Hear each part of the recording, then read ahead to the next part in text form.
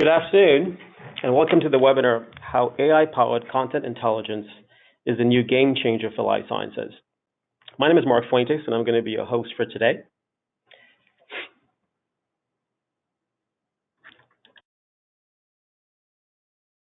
A couple of things just before we begin. The webinar session is going to be recorded, and a copy of the recording will be made available to all attendees after the session, and details of where to retrieve that webinar will be sent in a follow-up email.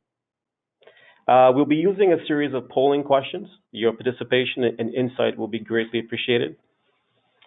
If you'd like to submit a question to the panel, please use the chat feature, which is available in the tool in front of you, just at the drop-down box, and the panel will attempt to address all questions at the end.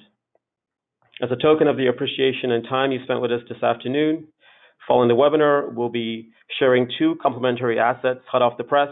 The first one being intelligent data, COVID-19, and the formal validated environment, and the second being how to overcome the hurdles of FDA Form 1572. So without further ado, I'd like to introduce the two speakers today. First, Scott Mackey, founder and SVP of Market Strategy at Adlib. Scott has over 20 years of experience in content management, digital transformation, including contract analytics, data capture, content management, and file analytics. Scott regularly engages industry analysts, Adlib's customers, and partners to analyze and assess trends in the content, data, and automation space, and stays up to speed on industry best practices by attending and being a featured speaker at global industry events. Welcome, Scott. And the second of our speakers, Keith Parent, CEO and founder of Coursquare Group. Coursquare Group was founded in January 1995 and has been the company's CEO since inception. Under Keith's leadership, Coursquare Group has built a reputation as an industry leader in the life sciences industry. With over 35 years of technology and leadership experience in the life sciences industry, Keith has a clear understanding of regulatory challenges and the good systems practice required to maintain a qualified state for the company's clients. Welcome to you guys both. Thank you. Thank you.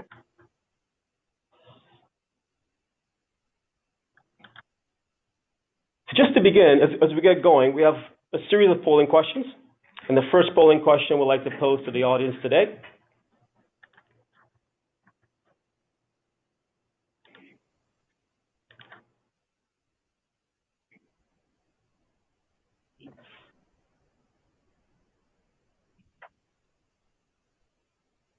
So the first one looks like getting to know you. What's your primary role? So just interested in seeing who's in the audience today. Obviously, the material's already prepared, but we can angle our talk track a little to different areas if there's a particular role that's joined us this morning, this afternoon, I should say.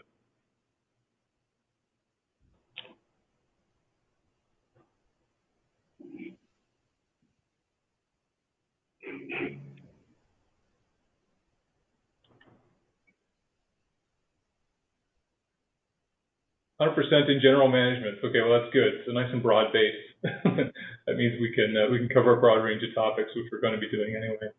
Anyway, go ahead, Mark.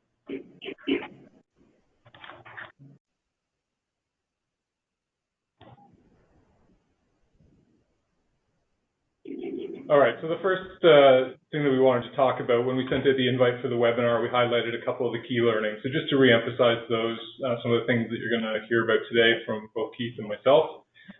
Things around accelerating time to market with innovations related to AI and process automation. We'll talk a little bit about how you can leverage AI and automation to streamline different processes across the compound and device lifecycle. How you can actually leverage machine learning to improve business resiliency and compliance with a lot of fast-changing regulations. We'll talk about supply chain a little bit there as well. Big thing in this industry is M&A. So improving and accelerating time to value is pretty important. So we'll touch on that with a couple of use case examples. And then looking at how do you eliminate some of those time expensive and inconsistent processes that are related to email. There's a lot of digital mailroom workflows that we find companies in this life sciences space deal with. And it's not just life sciences, it's all industries. They're dealing with a lot of workflows that start with email coming in and attachments therein. So there's lots of opportunities to automate some of those things. So we'll touch on these things as we go through the session today. So just a couple of quotes. We all know we're in this digital era, right? And there's lots of people and lots of articles talking about it. So pharma must embrace digital transformation. The future of pharma is digital. Doubling pharma value with data science. A lot of talk around not just getting approval for new compounds and devices, but the whole experience, beyond the pill experience. So that's really where digital disruptors, people that will stand out in the marketplace, will see some opportunities for innovation. You can go ahead to the next slide, Mark. Just a couple of slides here around just the state of the industry. Some of you may or may not have seen this. Some of the analyst reports that are out there that talk about life sciences in particular and how quickly are they maturing as digital businesses out there. And it's pretty encouraging, actually. In life sciences in particular, a lot of you are already at the scale and refined stage. Not everybody on the call will be there. Everybody is kind of moving at their own pace. But certainly there's a real move to leveraging digital technologies, including automation and artificial intelligence, to achieve some real business benefits in life sciences. Next slide. You know, Scott, it's interesting when we have that. Can you go back one slide to that, Mark? It's interesting when we still deal with, depending on the size of the organization, the bigger they are, the more likely they've got some of those digital initiatives going on.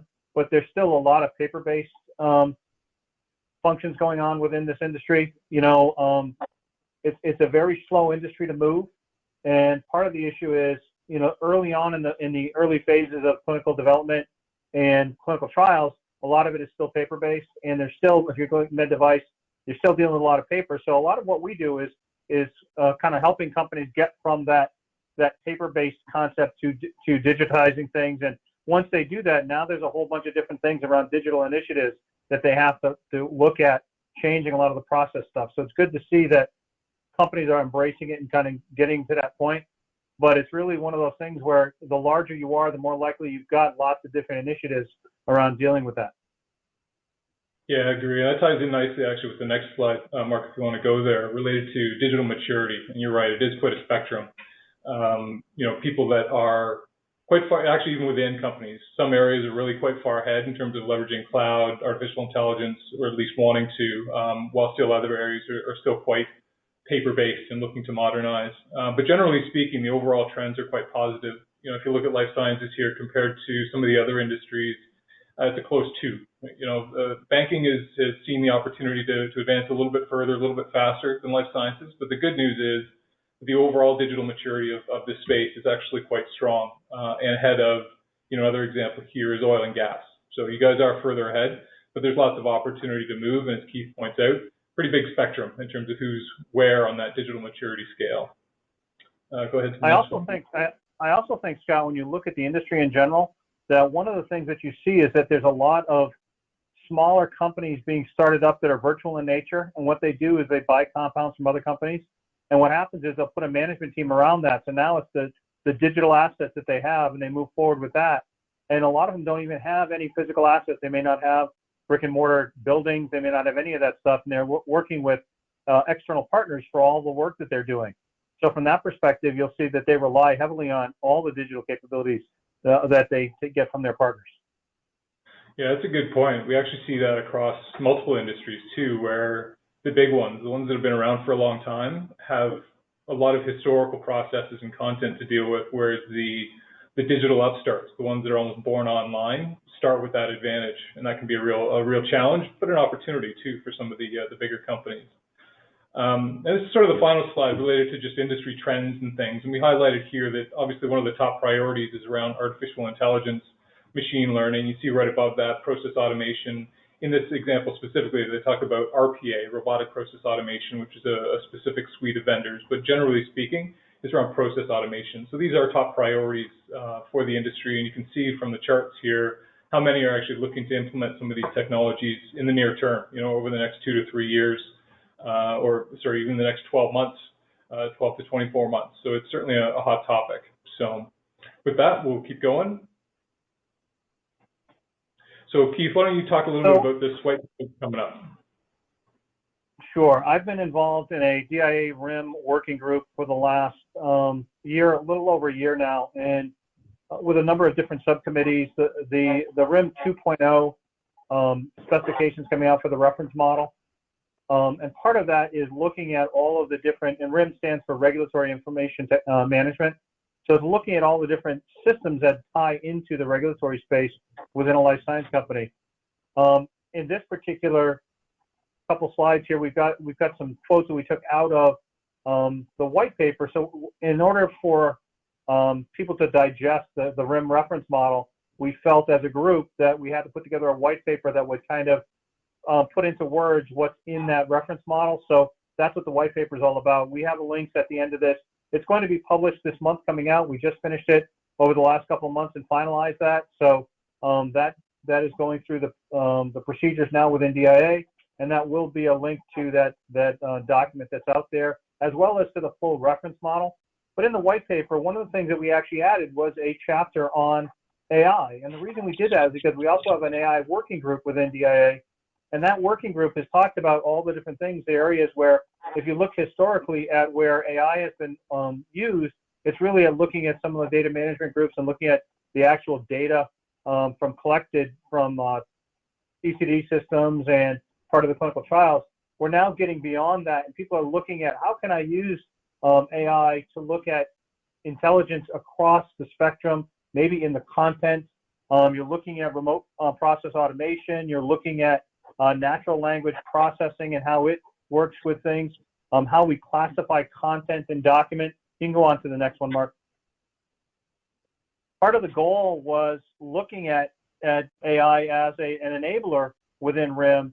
And one of the things that we did as part of that was that we had kind of an exercise where what we did is we did kind of a sticky note type of Kanban board where we put a lot of problems up and we said, oh, well, how does a potential AI solution solve that? We've identified a couple here just to kind of pull out, and some of them are looking at commitments and correspondence with regulatory health authorities. If I'm getting something coming in from the FDA, typically it's going to be a question or it's going to be some kind of response to something else. There may be a commitment that goes along with that. Why can't I use AI to help process that and do something? We'll talk a little bit about that later in the webinar. Translating content, document content into something else. That's a big place that natural language processing and process automation can help out with that. Next, Mark. Looking at management of requests coming into the regulatory operations group. They deal with a lot of things coming from all over the place, and you have to prioritize and deal with those. How do we classify those requests coming in, and how do we deal with them? Whether they're coming in from health authorities, from maybe your partners, maybe they're coming in from internal organization. How do you deal with those? Purchasing compounds. I just mentioned how there's some new companies coming up. What will happen is somebody with deep pockets who has cashed out of a large organization may pull together a management team and say, okay, go find me a compound and let's build a company around that. Well, all of a sudden they buy that compound and they need to do something with that. How do we intelligently identify all of the documents that should have been there and are as part of that library coming in? And then what happens if I'm in the middle of a rolling out a new product and all of a sudden I have to change suppliers? What are the regulatory implications of that? Can I use AI to look at what's happened in the past, and maybe it's the length of time it takes for us to deal with that. Maybe it's the amount of paperwork that we have to deal across multiple countries when we change a supplier. All those kind of things can be driven by some AI engines to help figure out what's the best way to approach some of that. Next, Mark. So when we talk about, I guess, key business goals for life sciences, there's a few. Obviously, a big one is around accelerating time to market. So streamlining some of those inconsistent and time-consuming manual processes is key. Generally speaking, improving operational efficiency is an MO for almost any enterprise in this day and age. So there's a real opportunity to leverage automation and technologies like AI to augment the human capital. So it's not necessarily about replacing people. It's really about taking the rote work away, the redundant stuff, the things that technology can actually automate, and then leveraging your human capital, your human resources, to leverage their subject matter expertise and add value in a unique way that technology just can't at this point. And then obviously simplifying regulatory compliance. So that can mean a lot of different things, compliance with a lot of different challenges within the industry. But having that data transparency, that visibility into your content to know where you might have some compliance challenges or risks, as regulations change. We'll talk a little bit about some examples later on, like GDPR. Those are risks to the business that if you can understand what you've got transparent access to content across your entire organization as it flows in, through, and out, gives you the ability to actually simplify that process of being compliant with regulations. We're going to talk about supply chain in that context a little bit later as well. For a second polling question,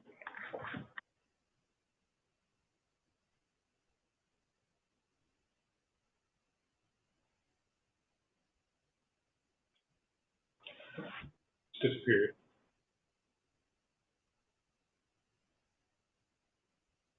So what are the key business goals that you have? You can choose up to 3 of these. So the poll results, we'll talk about that, but you can actually answer multiple times on this. So accelerating time to market, improving operational efficiency, simplifying regulatory compliance, or adopting AI, machine learning, or natural language processing for competitiveness.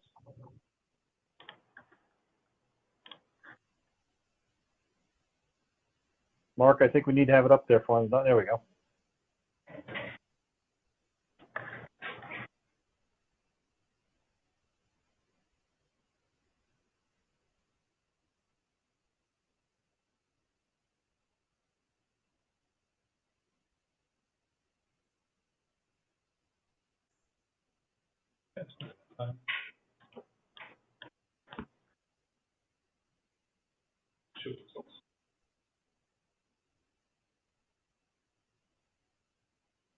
It looked like that one worked.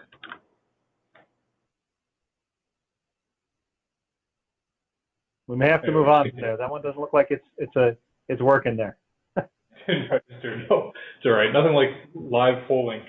Anyway, so from an opportunities perspective, we'll touch on these as we go through, but that ability to leverage automation to digitize and auto-classify content at scale, so we'll talk a little bit about that. Being able to extract and structure data that's in this content flowing into the organization for downstream systems to reduce the need for teams of people, essentially, to spend hours reviewing and searching for content.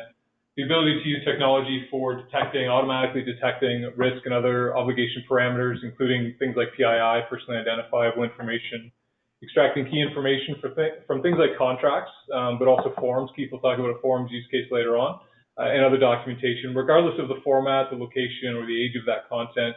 And essentially, it's about, there's questions that you've got throughout the life cycle of your content, and those questions need to be answered with data. So technology is available to actually help surface that data to get answers to those different questions as they evolve throughout the life cycle of your content. And then obviously there's a key goal here. We talk a lot about, not just us, but there's a lot of industry articles around the siloed nature of information. Everybody's got a lot of different technologies, but this idea of creating a single source of the truth, essentially, integration between the different systems, whether it's in regulatory, quality, manufacturing, et cetera, having that seamless transition of and flow of information is really important. So again, we'll highlight some of those as opportunities as we go through the content.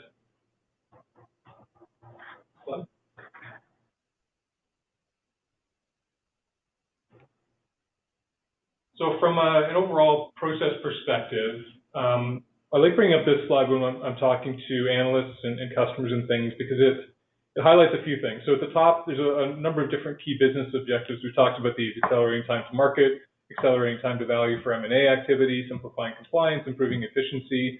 But the challenge is you've got a lot of different technologies there in the middle that are helping support you in doing this. So whether it's RIM, the Regulatory Information Management, ECM, Enterprise Content Management, lots of acronyms here, I apologize.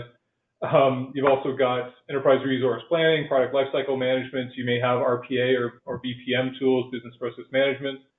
Increasingly, there's data and analytics platforms, and then the data lakes, which are growing in popularity in terms of a repository for information. All of these technologies are used either individually or in combination to achieve the higher level business goals. All of them live and thrive on data. And the challenge is that a lot of that data is hidden, it's locked away, it's quote unquote dark data. Things like emails, MS Office files, PDF, images, there's all this unstructured content that is got content in it that's essential to drive those higher level business objectives, but it's often hidden from the technologies that you guys are using to actually achieve those goals. So that's really what we're talking about when we talk about content intelligence. Next slide. You know, one thing I want to add to that, one thing I want to add to that, Scott, is, as you deal more with machine learning and as it looks at the learning sets when it's trying to pull out key learnings from the data itself, a big part of getting to this point over time with all data science and with AI has been the concept that they have to clean the data, and cleaning up data and getting rid of trivial stuff and redundant data, obsolete data. Part of that is using AI actually to help do some of that, but also at the same time, the better that the data is clean, the easier it becomes for those engines to do their work and to do the machine learning. Our goal is to look at lots of documents or lots of content over multiple systems, and we've got a couple slides talking about that, because that's where you're going to find your best learning. When it's looking at things that are disparate in nature, and it can kind of figure out some of the correlation between different amounts of data, that's a big thing that people don't see sometimes. And I think that that's where we take for granted that machine learning can actually help to drive some of that learning across the board. Agreed. Yeah, and there's a highlight towards that end on this slide even, where you talk about the overall process. One of the early steps is the discovery and cleansing of that content too, right? Because a lot of organizations do have a lot of redundant, obsolete, and trivial information. So separating out the wheat from the chaff, finding out the stuff that actually has business importance is important. So discovering content, regardless of where it resides, different repositories, cloud systems, file shares, whatever, bringing that content in, cleaning it so that you can identify what content is more important, then being able to standardize that content, make it searchable, ensure that the technology can actually consume and do the analysis and the work on it, regardless of where it's come from and what format it's in.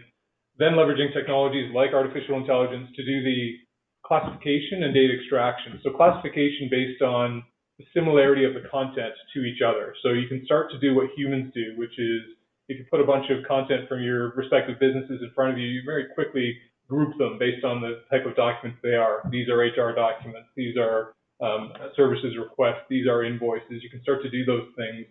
Well, technology can do that too, and that's where this artificial intelligence doing human-like operation can actually do the auto grouping and auto classification of content.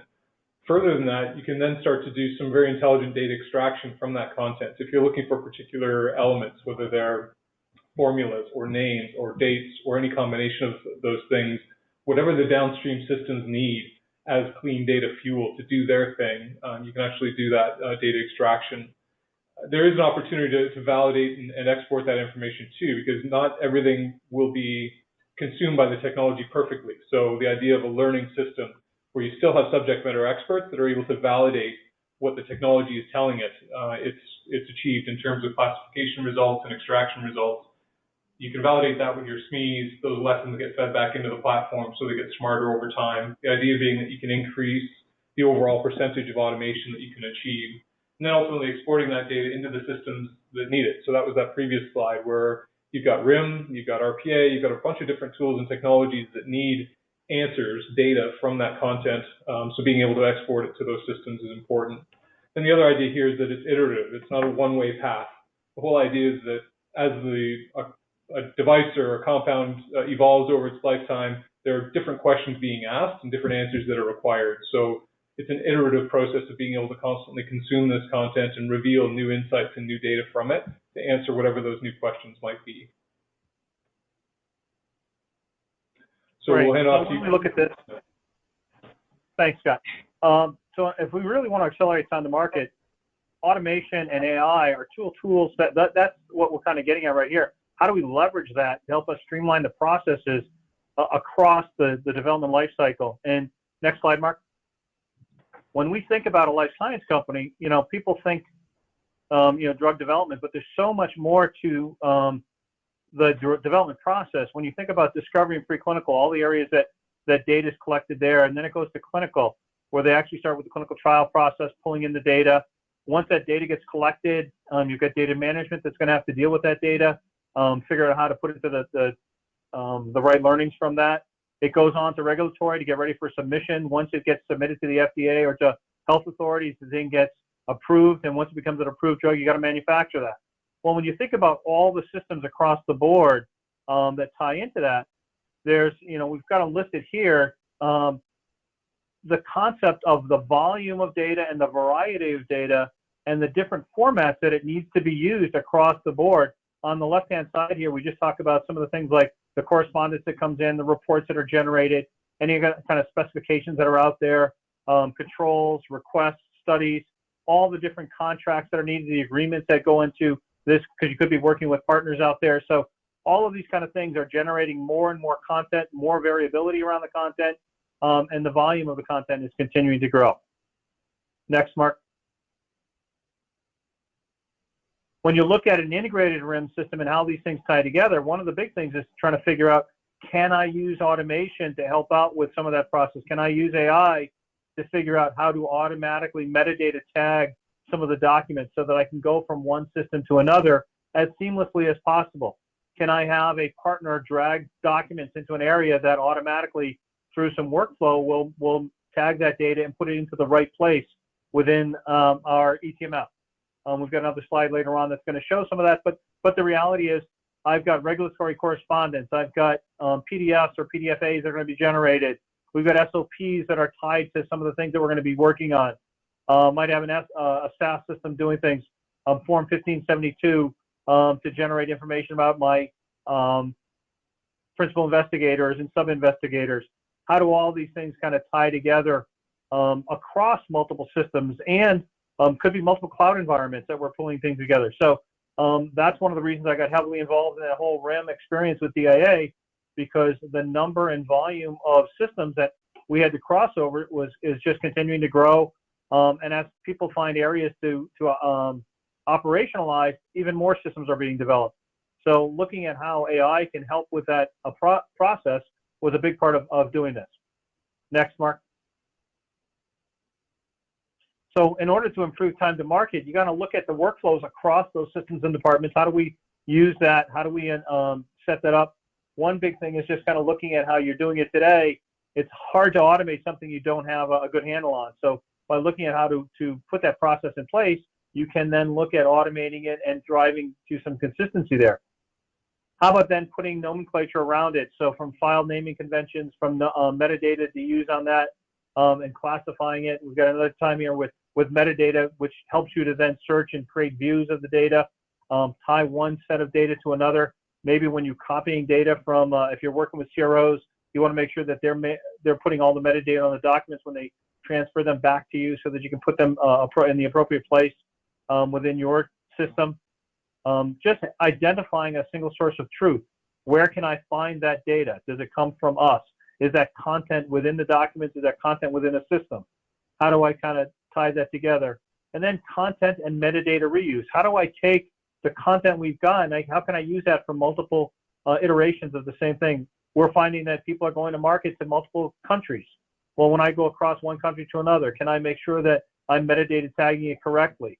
If there's different regulatory requirements in one country versus another, can I have a fork off of my content to make sure that I'm doing the right things, or I've got the right alerts being set if I need to do something for a different country? So it's identifying those kind of things and helping to put automation around that and artificial intelligence around that, which will help you to get to your time to market. How do I take the learnings from earlier submissions that I've done to these health authorities and use that to actually help for the next one we're going to do? Key areas for us to kind of look at when we're looking at improving that time to market. Mark, next. So looking at AI, artificial intelligence, ML, machine learning, and NLP, natural language processing, how do we get those guys to work together? First, we start with just looking at AI. It's just multiple automated processes helping us to achieve the desired results. Natural language processing helps to look through the data and kind of identify what's in that content, in those documents. We're seeing that a lot of data is going from raw data formats into content of documents that we now have to go search through and use something with it. Natural language processing is helping us to do something with that. Machine learning is basically taking all that data and defining and refining it and having it to use it for subsequent steps within the systems or feeding into other systems that are there.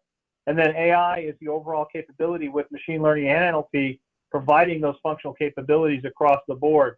You know, one use case recently that I heard was, you know, taking the content that you put on a label and it's very scientific in nature. How can I take that scientific content that's required for a submission and then put that and use that for labeling for the general public when they're trying to get a label on that drug, and being able to change the scientific content and have it automatically change to the content that goes out to the consumer.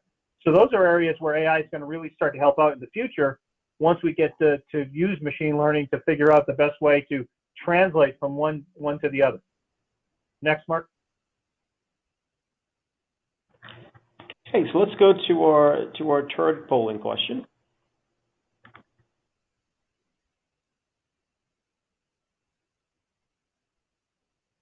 So where are your digital transformation efforts focused? So you can pick up to 3 from this. So we'll give you maybe 30 seconds or so. You can pick from these. So either IT, operations, R&D/innovation, supply chain, or regulatory and compliance. So if you just throw your answers in there, and we'll summarize the results here in a second.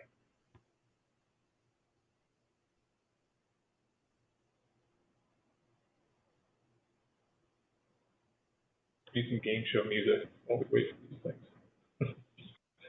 Okay, just back to the slides. There's the results. Oh, heavy on regulations and compliance. Interesting. Okay. Always interesting. Good thing we have some content on that. So Keith, you want to talk about digital mailroom innovation? Sure. When we talk about the digital mailroom, we're talking about, everybody has their mail and they've got their rules set up to put things into different folders and all that kind of stuff. Well, what happens when you need to look at the content itself for different reasons, because you want to get it to the right people within the organization, or you may have a commitment that goes back. I mentioned earlier commitments and correspondence. That's a key area within the RIM reference model that we're talking about. How can I take emails coming in from a health authority?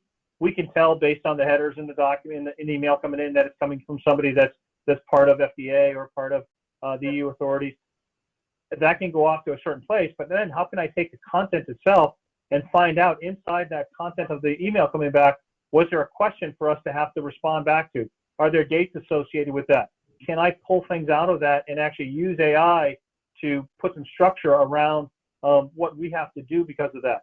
Can I fill that into a RIM platform that may have something that tracks our correspondence and commitments, but doesn't necessarily do that work of pulling it out of it, so that we can stop doing the manual effort of taking it from an email and putting it into a system? How can we automate that process of putting it into a system?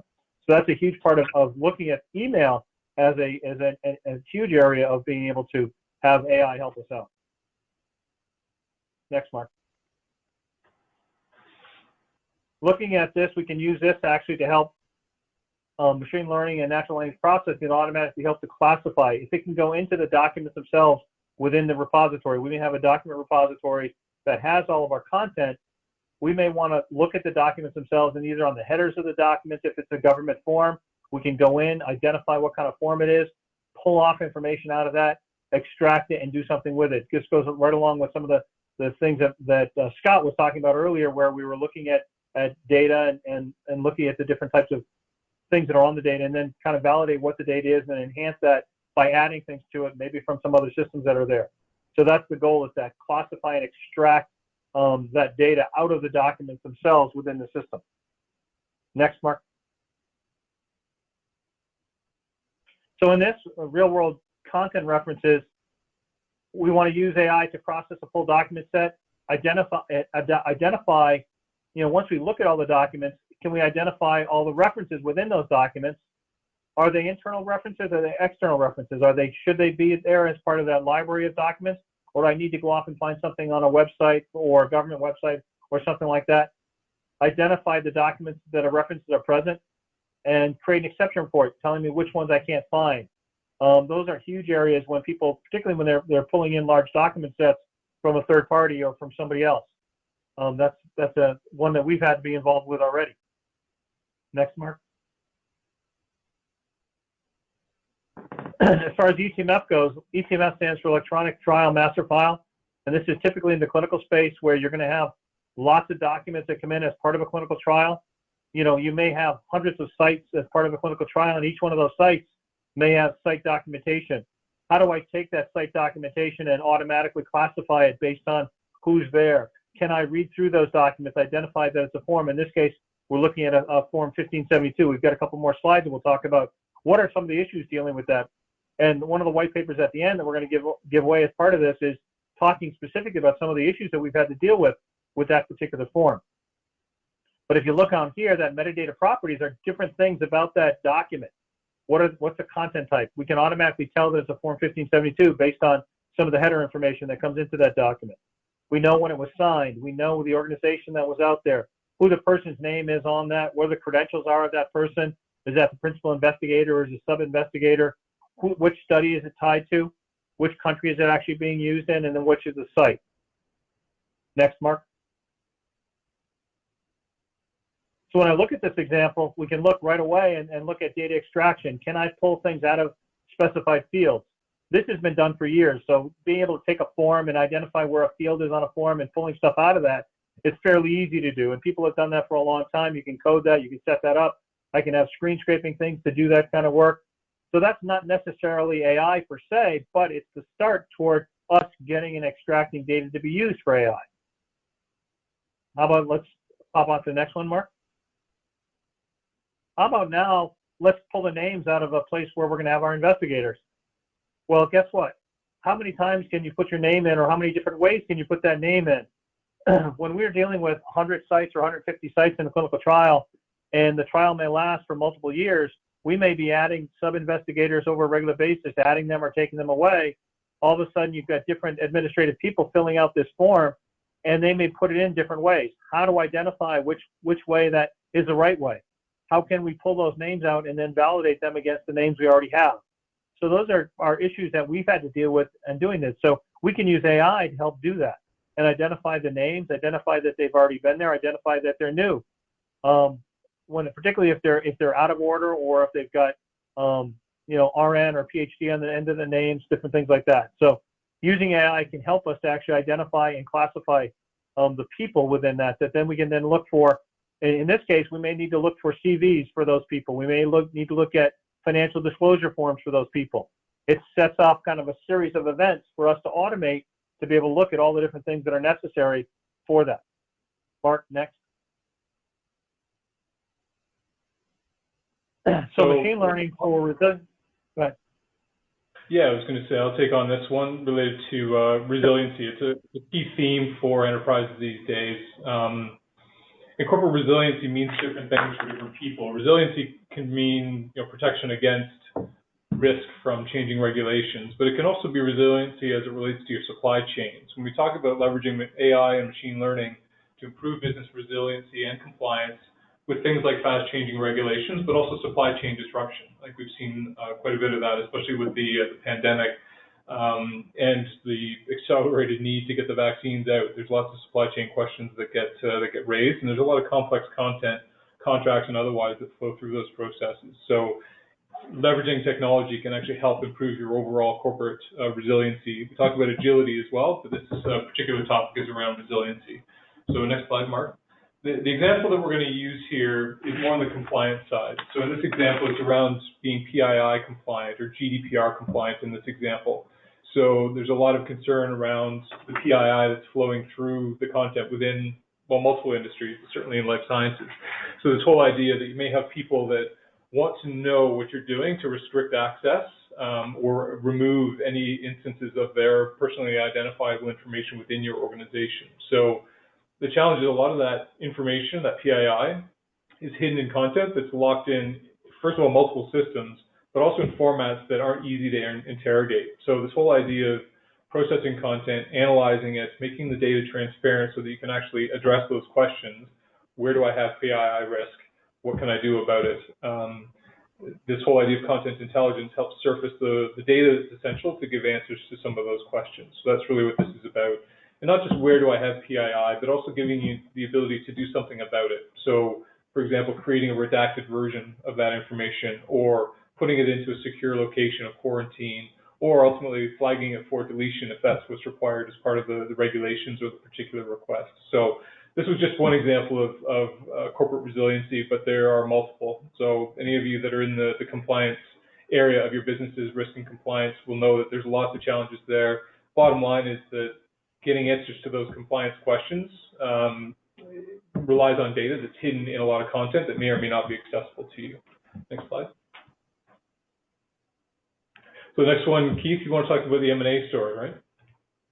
Sure. I mentioned a little bit earlier about the concept of these small teams being developed and somebody funding a group to start up. Well, what happens when you buy that compound? I mentioned a little bit earlier about extracting data out of that. So you purchase a compound from a large pharma, you get a thumb drive, or you get a large drive disk or external reference. You want to pull down all these documents. You may have thousands of documents out there. What happens when you've got thousands of documents? Who's going to go through those and verify that you've got all the documents that are supposed to come with that? That's where going through those documents themselves, listing out all the documents you have, then individually going through each of those documents and finding the references to other documents is really important. Because what happens right now is manually, people are going to go through this, and all of a sudden they're not going to find out that they don't have a document until 3 months or 4 months or 5 months into the process. All of a sudden they're looking for a reference to a document and they can't find it because it's not there. They didn't pull that down as part of the feed. Now they've got to go back to the big pharma that they bought it from, have them go back and look for something and pull it in. The other thing is, what if they've got external references to databases that you may not have a subscription to or a license to get data out of, or you have to go then and find that. So you may have to purchase something extra that's on top of that. So those are different things that we can actually use AI to go in and look at a starting point from an M&A perspective, tell us, do we have all the documents that we really want? Are there external references that we need to make sure that we get the rights to? Or are there documents that are missing out of the initial feed for us, and we need to go back to our where we purchased it and be able to find those documents? So that's a huge problem within an M&A, particularly when you're buying new compounds to use for new studies and things like that. Next, Mark. So especially the other thing is contracts. How do I take all my contracts across the board from a pharma perspective? You're dealing with contracts in the legal department across whether they're researchers, whether they're academic institutions, whether they're business partners. You want to be able to go through all those contracts, look at the different content within those, take out, deduplicate, remove rot, that redundant, obsolete, or trivial information that's there. We've mentioned that a few times. Perform those document comparisons, look at what's there, look at what's consistent across them, and then be able to use that. This is actually kind of getting a little bit into the IDMP aspect of drug development going on, where we're looking at snippets of data within lots of documents. So we can actually take that contract analytics and actually extend that to be content analytics as well, and use that verification across the board, both in the legal department, but also across the board within the life science spectrum. Next. So for a fourth and final polling question.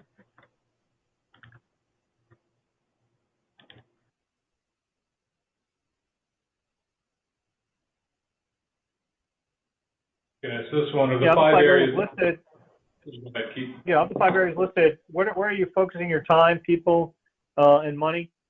Accelerating time to market. Please pick up to 3 of these. Leveraging the process automation to streamline the processes. Using technology to improve business resiliency and compliance. Improving time to value for M&A.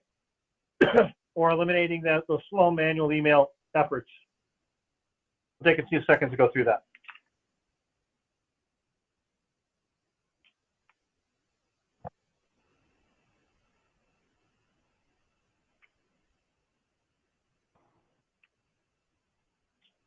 Oh, we've got some variation here. So we got a couple of things. So number one, everybody's looking at technology to improve business resilience and compliance. So that's a great thing. And with that kind of matches with the compliance question before. And then kind of it's mixed across the board for everything else. So that's good for us to know.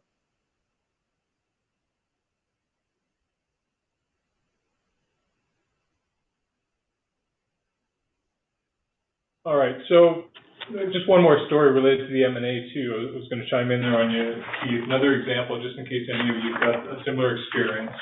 We're working with a large pharma right now, and they go through 10 to 15 acquisitions a year.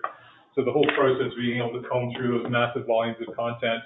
In this case, there's multiple elements to it, but one element is to identify the content that needs to be considered and classified as openly available. That goes to one system. Versus the stuff that's confidential goes to a different system, versus the stuff that is strictly confidential goes to another system entirely. So again, it's that whole idea of answering those questions about what kind of document is this, what kind of security do I need to apply to it, and being able to do that at scale and through massive volume. So, you know, we're at 45 minutes past the hour, so we are starting to wrap up here. Hopefully what you've heard is some answers to the key business goals that we highlighted at the top, and how AI-enabled content intelligence can help you do things like automate content flows, create perfected submissions to accelerate the overall time to market, how you can actually remove manual friction points and improve operational efficiency through lots of different content flows, and also how you can identify and remediate potential risks to simplify regulatory compliance, things like GDPR, but any other kinds of regulatory challenges as well. So you've heard Keith and I talk about some of those things as we've gone through the content. Next slide. And again, to revisit the premise of the session itself that you signed up for, we've talked about how you can accelerate that time to market using those latest innovations in AI and process automation, using those technologies to streamline process across the overall life cycle. I can leverage things like machine learning to improve business resiliency and compliance with fast-changing regulations and disrupted supply chains. How you can improve time to value for any M&A activity, and that also applies to divestitures too. So it's not just the acquisitions, but if you're bundling up a compound or an organization to sell, you still need some of that content and contract intelligence out of the content itself. And then how you could eliminate a lot of those challenging and expensive manual workflows, primarily tied to email. We've all got email workflows in our organizations, and there are real opportunities to leverage technology to help streamline and automate a lot of those steps. So hopefully you heard some of those stories today. Next slide. So Keith, you want to tell us about Court? Sure. So a little about Court Square. We're a leading provider of what's called ARC. It's an audit-ready compliant cloud environment. And we host many qualified and validated applications that are out there.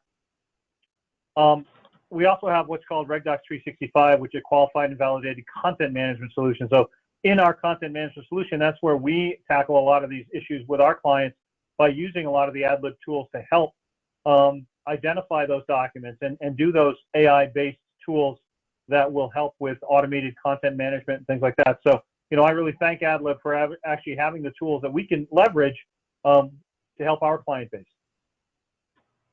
Great. Thanks, Keith. Next, Mark. So a little bit about Adlib. So we have been around for quite a while. So if you're in life sciences, hopefully you've heard of us, but sometimes we're actually embedded in some of the technologies you're already using and may not know. But we do have a lot of customers in this space, as well as in other industries, as you can see from some of the logos here. But our whole focus is around creating intelligent data that helps amplify the overall human potential, get the people back to doing what they are best at in terms of contributing value and ultimately maximizing business performance. We're all around automation to make content easier to discover, standardize, classify, and extract, hence the theme today, and create that clean, structured data from a variety of complex, unstructured document formats, including contracts. So ultimately, the end results, and it varies by industry, but the end results, the business goals are different. So some are about improving customer experience, some are around uncovering new opportunities for innovation. In life sciences, it's really around accelerating time to market, minimizing risk, and achieving sort of new levels of performance and competitiveness in the market. Next slide. And again, this recording will go out, so you're able to access this afterwards, but a list of some of the reports and things, analyst reports that you'll find us in. I like including the Forrester one because it's a third-party comment around this topic, right? The whole idea that new regulations and ongoing thirst for data are driving the interest in this space. Firms should shortlist technologies like Adlib if complex files are a focus, or if they want to leverage artificial intelligence, natural language processing, or data extraction in their analysis projects. So hopefully you've seen and heard that theme throughout the discussion today, but there are real opportunities to gain benefits from that. Scott, one thing I want to do is kind of point out to people that, with your Life Science Cloud, we're kind of combining the best of all worlds with your tools that are there, as well as our expertise in the audit-ready compliant cloud environment to basically provide a place where companies can use their data. Everybody's worried about putting their data in the cloud. Well, the reality is if you've got an audit-ready cloud that shows the security around being able to deal with that, you can actually leverage some of these tools that you might not otherwise have been able to implement within your own environment and still be able to interface with what you've got. So just kind of bringing that out for everybody to understand that is available to the masses, and you may not know that. Yeah, that's great. Thanks, Keith. It's worth pointing out. So in the last few minutes here, we're going to get to a few of the questions that came in. It looks like we've got maybe 4 so far. So if anybody has any other questions, please add, and we'll attempt to get through them if we can. The first question, and I'll maybe take this one on, Keith. How does technology deal with multiple siloed systems? Yeah, we did touch on that, I guess, throughout, right? But that's just the reality. We've all got, regardless of our level of digital maturity, multiple systems and repositories for content. So the answer is, how do you deal with those different silos? Essentially through a broad range of integrations that span all those different systems, whether they're file shares, content management, regulatory information management, both on-prem and cloud. Having those linkages and connections to those different systems allows companies to transform over time at your own pace, so regardless of where you are in that digital maturity spectrum, to achieve those process efficiencies that we've been talking about. Ideally, there's this goal of creating a single source of truth. I haven't found a company that's achieved that yet. Most of them are starting with the reality that I have multiple systems, I need connections between them, I need to enable the free flow of data and content between those systems. So that's probably my answer, would be that tight integration, flexible integration between the different silos as you move to an increasingly consolidated single source of the truth, potentially. Keith, any other thoughts on that one, or do you want to move to the next question? Well, I think that's, I think you've hit the nail on the head, and I think part of it is it kind of feeds into some of the slides that we showed, where particularly in that RIM reference model, where everything kind of ties together and is passed between one system to another. By using automation and using AI to help drive that metadata definition or the classification of your documents, you can actually make it easier for systems to talk together and share data amongst different systems. So I think that's a big part of it. Okay, great. So the next one, this looks like it relates to your previous point there. So what about the challenge of dealing with strictly controlled, validated environments? Obviously a real problem in this industry. Yeah, one of the big things with a validated environment is when you're dealing with other environments, they have to also be validated, because if you're starting to deal with things that aren't validated, then you can invalidate the data that's there, depending on the number of systems you use. So the goal would be, how do I take these validated systems and work together with them? And it's part of it is that process engineering, understanding where the data is coming from and how you can tie those different systems together, and trying to maintain both that qualification of the overall system, as well as the validation of the system itself and the multiple systems that generate that data. So it's not an easy process, but it is something you can do. You just have to have a good understanding of each of the different components that you're tying together. Great. So in the interest of time, I'll move to the third question. You mentioned contract analytics and supply chain. Could you elaborate? Yeah, I guess I did mention that a couple of times. I didn't spend too much time on it. So, I mean, the reality is that supply chain means different things to different organizations, of course, but, whether you're talking about different suppliers in operations and manufacturing, or even your CROs as suppliers, they're all rich in a lot of really complex content, including contracts, but it's really a wide variety of content.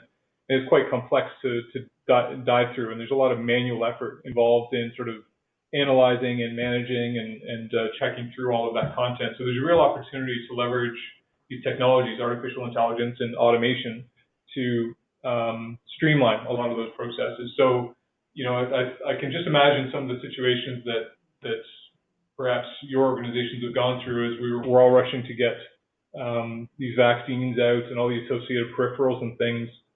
The supply chain disruption has got to be massive, right? It's not the traditional routes or timelines. Everything's accelerated. There's global considerations. There's shifting suppliers in terms of capabilities and whatnot. So I can just imagine the amount of manual effort that's had to go into figuring out which suppliers can I use for the different elements of the overall process.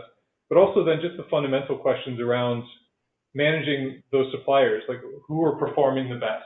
What are my obligations, or what are their obligations to me? And making sure that you've got proactive notifications of things like missed performance expectations or expiring contracts, or there's any number of questions that you may have around your supply chain, that having access to the data, the answers essentially to the questions that you've got about your supply chain are going to help. So it's really around being more proactive about understanding the supply chain opportunities and challenges, and being more flexible and agile as a result.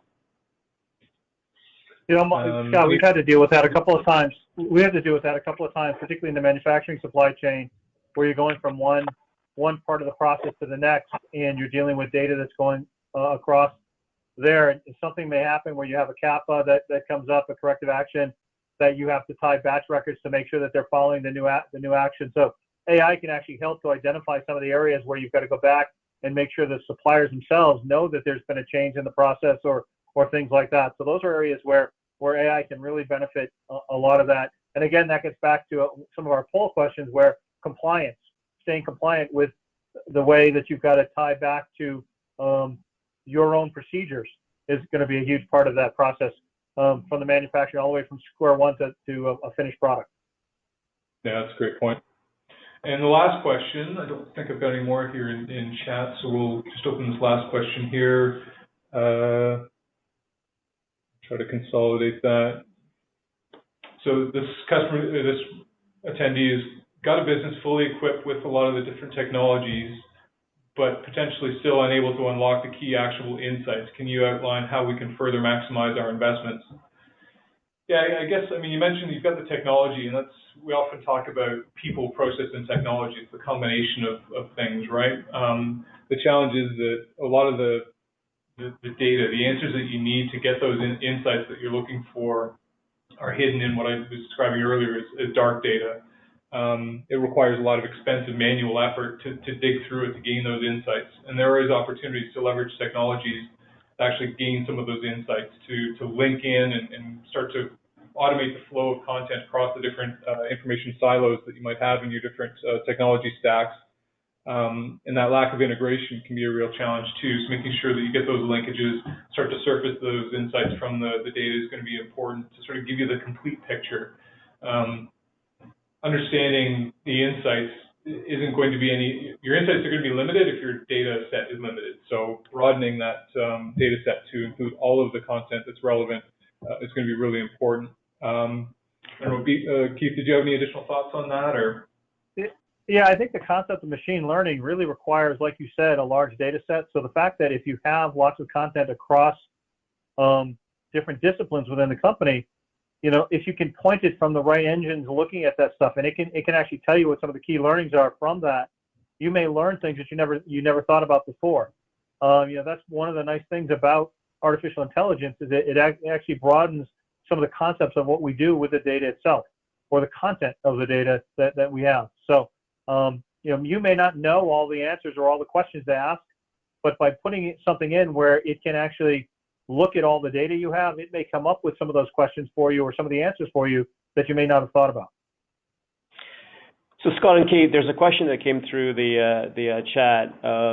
What is the name or specific repositories you work with?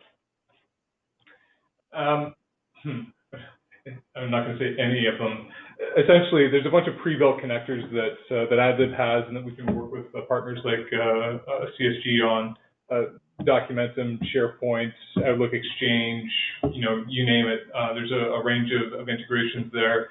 What we've also got is basically an open connector framework as well. So if there's any system that we don't currently have an out-of-the-box connector integration to, it's very straightforward for us to build those integrations. So, you know, they do vary by industry and by company. So, you know, we've got an architecture that is very easy to extend and link up to a variety of different systems. So, encourage you to reach out to me or Keith, I guess, and ask the question specific to your environment. But the bottom line is we have a bunch, and it's easy to build others if we don't have them.